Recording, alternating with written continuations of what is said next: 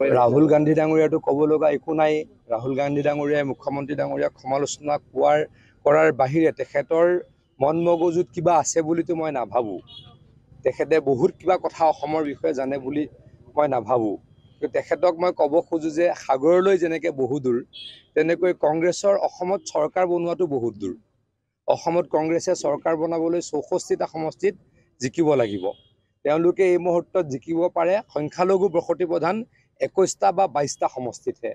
গতিকে তেওঁলোকে হিমন্ত বিশ্ব শৰ্মা ডাঙৰীয়াক জেলত পঠাবলৈকে তেওঁলোকে প্ৰথমে চৰকাৰ বনাব লাগিব।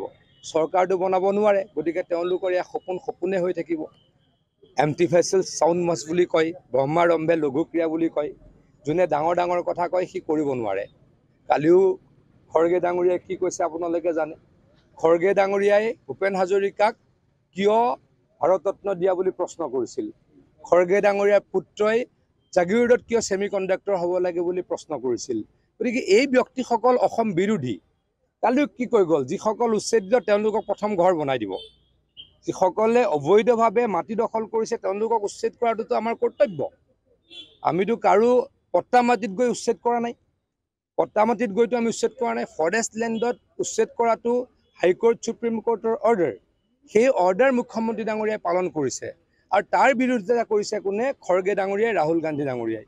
তেখেতলোকৰ ফাৰ্ষ্ট এজেণ্ডা কি? যদি তেওঁলোকৰ কেতিয়াবা সপোনৰ চৰকাৰ হয়, তেওঁলোকে এই যিসকল বেদখলকাৰী তেওঁলোকৰ ঘৰ বনাই দিব, তেওঁলোকৰ মাটি পট্টা দিব।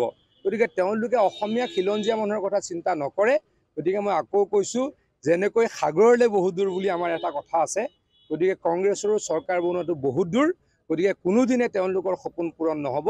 হিমন্ত বিশ্ব শৰ্মা ডাঙৰীয়াই অসমত আকৌ চৰকাৰ বনাব, আকৌ অসমৰ উন্নয়ন